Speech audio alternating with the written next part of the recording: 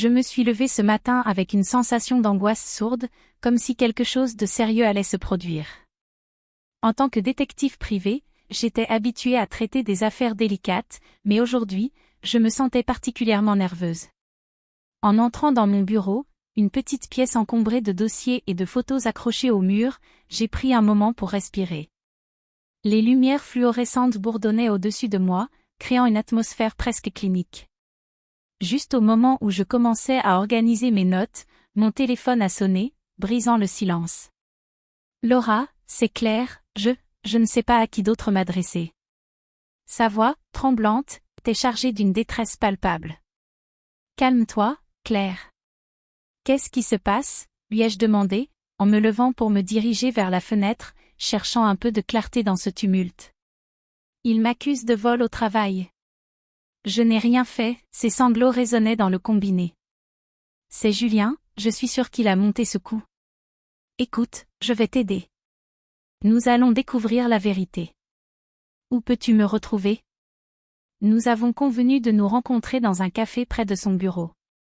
Quand je suis arrivée, Claire était assise à une table, les mains tremblantes autour d'une tasse de café froid. Ses yeux étaient rougis par les larmes. Je pensais que Julien était mon ami, a-t-elle murmuré, sa voix se brisant. Nous avions une bonne relation, mais maintenant, je réalise qu'il a toujours été jaloux de moi.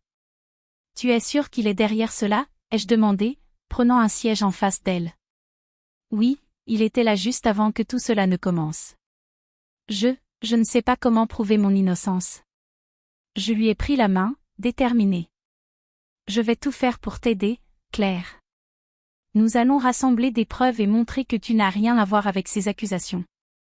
Après notre rendez-vous, je me suis dirigée vers le lieu de travail de Claire. J'ai observé les interactions entre les employés, notant les regards furtifs et les chuchotements. Chaque mouvement semblait chargé de tension. La trahison flottait dans l'air, et je savais que la vérité était cachée quelque part dans ce dédale de mensonges. Je suis assise à une table dans un petit café, l'odeur du café frais flottant dans l'air. Mon cœur bat la chamade alors que j'attends Sophie, une collègue de Claire. Je l'ai contactée dans l'espoir qu'elle pourrait m'éclairer sur les événements récents. En la voyant entrer, je remarque tout de suite son regard méfiant. Elle s'assoit en face de moi, les mains serrées autour de sa tasse. « Merci d'être venue, Sophie, dis-je, essayant de briser la glace. J'ai besoin de comprendre ce qui s'est passé au bureau. Je ne sais pas si je devrais parler, répond-elle, ses yeux fuyants. Les choses sont compliquées. Je comprends, mais Claire a besoin de votre aide. Si vous avez vu quelque chose, même le plus petit détail, cela pourrait nous aider à prouver son innocence, insiste-je, ma voix empreinte de détermination. Après quelques instants de silence, elle finit par lâcher, j'ai vu Julien parler à Marc juste avant que les accusations ne commencent. Il semblait conspirer. Mon instinct me dit que cette information est cruciale. Je prends des notes, notant chaque mot. Avez-vous entendu ce qu'il disait? Non, je n'ai pas pu entendre, mais leur comportement était étrange. Elle hésite, puis ajoute, je ne pense pas que Julien soit sincère. Je la remercie et quitte le café, mon esprit en ébullition. Je dois parler à Julien. En arrivant chez lui, je frappe à sa porte. Il m'ouvre, l'air nerveux, comme s'il savait pourquoi je suis là. Laura, je ne m'attendais pas à vous voir ici, balbutie-t-il. Je dois vous poser quelques questions sur Claire, dis-je, le regardant droit dans les yeux. Il déglutit, évitant mon regard. Pourquoi avez-vous parlé à Marc juste avant que les accusations ne soient portées contre elle? Je ne sais pas de quoi vous parlez, répond-il, sa voix tremblante. Je sens qu'il me ment. Ses gestes nerveux me trahissent. Je décide de le suivre discrètement après notre conversation, espérant découvrir quelque chose qui prouverait mes soupçons. Plus tard, je le vois discuter avec un groupe de collègues, son attitude manipulatrice évidente. Il est clair qu'il joue un double jeu, et cela ne fait qu'intensifier ma détermination à découvrir la vérité derrière ces accusations. Je me suis installée dans un petit café près du bureau de Claire, le cœur lourd de préoccupations. En attendant son arrivée, je parcourais mes notes, essayant de rassembler les morceaux du puzzle complexe qu'était cette affaire. Quand je l'ai vu entrer, son visage était marqué par l'angoisse et la colère. Elle s'est dirigée vers moi, ses yeux brillants d'émotion. Laura, je ne sais pas quoi penser, a-t-elle commencé, sa voix tremblante. Julien était toujours si gentil avec moi. Comment a-t-il pu me faire ça? Je comprends, Claire. Mais nous devons garder l'esprit ouvert. Je suis certaine qu'il y a des choses que nous n'avons pas encore découvertes, ai-je répondu, tentant de la rassurer. Nous avons discuté de mes dernières découvertes. Les soupçons pesaient de plus en plus sur Julien. Je pouvais voir le déchirement dans les yeux de Claire alors qu'elle commençait à douter de son ami. Peut-être que je me suis trompée sur lui, murmura-t-elle, les larmes aux yeux. Je ne sais plus à qui faire confiance. Je suis là pour t'aider, Claire. Nous allons trouver la vérité. Rappelle-toi que le coupable est souvent celui qui se cache sous un masque, dis-je fermement, déterminé à lui redonner espoir. Après notre échange, je suis rentrée chez moi, profondément préoccupée. J'ai décidé de fouiller dans les emails de Claire pour trouver des indices. Alors que je parcourais les messages, un échange entre Julien et Marc a attiré mon attention. Les mots « plan » et « tomber » étaient là, jaunes de menaces et de trahison. Comment ai-je pu être si naïve, murmurai-je, le cœur battant. Cela confirmait mes craintes. Je savais que je devais confronter Marc. Le lendemain, je l'ai trouvé dans un parc, assis sur un banc. En m'approchant, je l'ai vu se raidir. « Marc, nous devons parler », ai-je dit d'un ton ferme. « Je sais ce qui se passe entre toi et Julien. » Son visage blêmit. « Je ne sais pas de quoi tu parles. » Ne joue pas à ce jeu. J'ai vu les emails. Julien t'a manipulé. Dites-moi la vérité, et cela pourrait vous aider, ai-je insisté, ma voix tranchante comme une lame. Il a soupiré, sa façade de bravade s'effondrant. D'accord, d'accord. Julien m'a dit que Claire était la source de tous les problèmes au travail. Je pensais simplement qu'il voulait m'aider, mais... Il t'a utilisé, Marc. Il a fait de Claire une cible, lui ai-je dit. Sa tête baissée, il a murmuré, « Je suis désolé. » Je n'avais aucune idée. J'avais maintenant une preuve cruciale. Je devais tout rassembler pour que Claire puisse retrouver son honneur.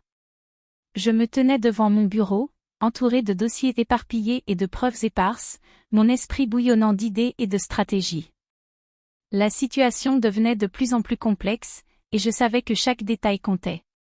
Claire, tu dois faire confiance à notre plan, dis-je, tout en feuilletant les notes que j'avais prises sur les conversations entre Julien et Marc.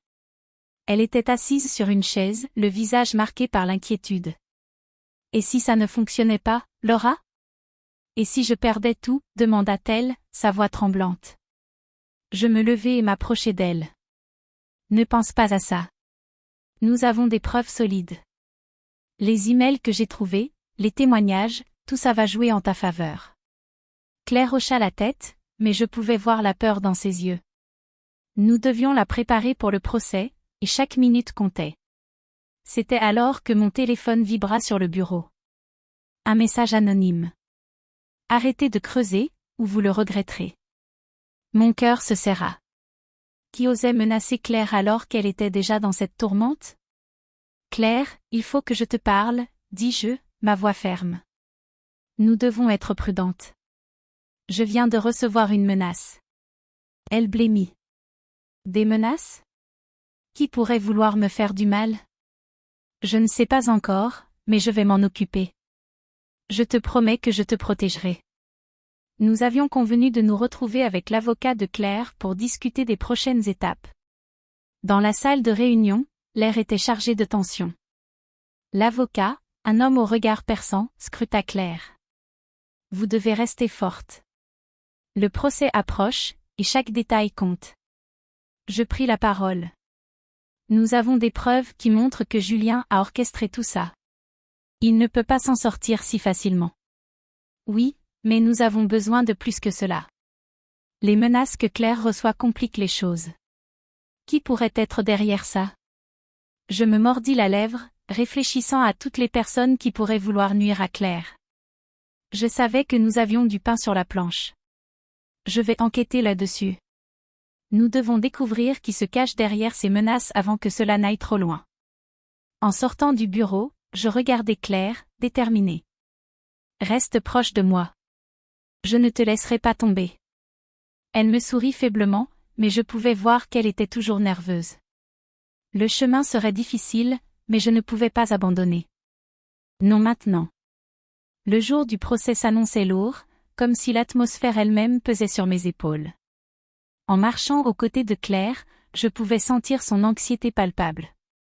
Ses mains tremblaient légèrement, et je tentais de la réconforter. Tout ira bien, Claire. Nous avons préparé chaque détail. La vérité va éclater. Elle hocha la tête, mais ses yeux trahissaient un mélange d'espoir et de peur. Lorsque nous entrâmes dans le tribunal, le silence s'installa. Les regards se tournaient vers nous, une curiosité mêlée à une attente anxieuse. Je pris une profonde inspiration. La salle était bondée, et je pouvais distinguer Julien, assis dans le box des accusés, qui semblait de plus en plus nerveux, ses mains crispées sur le bois. Le procès débuta, et je ressentis une montée d'adrénaline en moi. J'avais passé des jours à rassembler des preuves, à construire notre défense. Quand mon tour arriva, je me levai, ma voix résonnant dans la salle. Votre honneur, je souhaite présenter mes preuves. Mon cœur battait la chamade alors que je sortais les emails incriminants et le témoignage de Marc. Ces échanges montrent clairement que Julien avait l'intention de nuire à Claire. La tension était palpable. Julien, qui était si sûr de lui auparavant, commençait à se décomposer. Les murmures parcouraient la salle alors que je continuais. Marc a confirmé qu'il a été manipulé par Julien pour porter ses accusations. Soudain, je décidai d'ajouter un élément que je gardais en réserve. Et maintenant, je voudrais montrer une vidéo de surveillance. Les visages se tournèrent vers moi, intrigués. Je lançai la vidéo sur l'écran. Elle montrait clairement Julien en train de manipuler des documents dans un coin sombre du bureau. Regardez comme il s'assure que personne ne le voit. Il a fabriqué des preuves pour incriminer Claire. Un tumulte éclata dans la salle. Les murmures se transformèrent en cris de surprise et de colère. Les avocats se levèrent, et je pouvais voir le visage de Julien blêmir. J'avais enfin mis à jour son véritable visage, et je savais que cette révélation allait changer le cours de l'audience. Je suis assise sur le banc du tribunal, le cœur battant la chamade, une tension palpable dans l'air. Tout le monde semble retenir son souffle, et je suis certaine que je ne suis pas la seule à attendre avec impatience le verdict. Claire, à mes côtés, a les mains moites, et je sens son anxiété émaner d'elle comme une aura. Laura, et si le juge ne voyait pas la vérité, murmure-t-elle, la voix tremblante. Je lui prends la main, cherchant à lui transmettre un peu de ma force. Écoute, Claire. Nous avons fait tout ce qu'il fallait. Les preuves sont là. La vérité doit triompher. Le juge entre dans la salle, et un silence de mort s'installe. Je scrute son visage, cherchant des indices, mais il reste impassible. Chaque seconde qui passe semble une éternité. Après avoir examiné les preuves et les témoignages, je déclare. La voix du juge résonne dans la salle, mais tout ce que je peux entendre est le battement de mon cœur. Non coupable, annonce-t-il finalement. Un cri de joie éclate dans la salle. Claire se retourne vers moi, les larmes aux yeux, et je l'enlace avec force. Nous l'avons fait, Laura. Je suis libre. Mais alors que je partage sa joie, je vois Julien, le regard dévasté, être emmené par les policiers. Il avait tout mis en œuvre pour détruire la vie de Claire, et maintenant, il devait faire face à ses actes. La salle explose en applaudissements et cris de bonheur. Je me sens envahi par une vague de satisfaction. Non seulement nous avons prouvé l'innocence de Claire, mais nous avons aussi exposé la vérité sur un homme qui pensait pouvoir jouer avec la vie des autres sans conséquence. Plus tard, alors que l'agitation se calme, Claire se tourne vers moi, son visage rayonnant. Je ne sais pas comment te remercier, Laura. Sans toi, je ne sais pas ce que je serais devenue. Je lui souris, touchée par ses mots. Tu n'as pas à me remercier. C'est ta force et ta détermination qui t'ont mené ici. Je n'ai fait que t'accompagner sur ce chemin, elle hoche la tête, et je vois dans ses yeux une gratitude sincère. Dans ce moment, je réalise que cette victoire est bien plus qu'un simple travail de détective. C'est une affirmation de ce que signifie être juste et loyal, de se battre pour la vérité, peu importe les obstacles. En quittant le tribunal, je sens un poids se lever. La justice a triomphé, et je sais que j'ai contribué à rendre le monde un peu plus juste, non seulement pour Claire, mais aussi pour moi-même.